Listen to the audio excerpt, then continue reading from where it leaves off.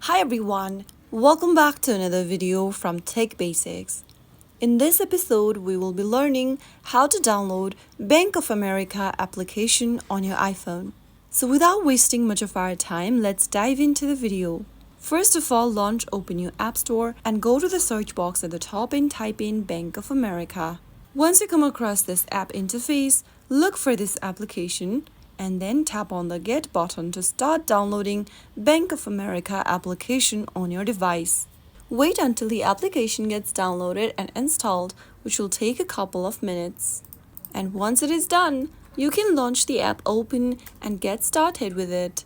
So that's how you can easily download and install Bank of America application on your mobile device. If you found the video to be helpful, go ahead and give us a thumbs up. Don't forget to subscribe to our channel by hitting the subscribe button. Press the bell icon so that you'll never miss another upcoming upload from us. I will be back again in the next episode. Thank you for watching.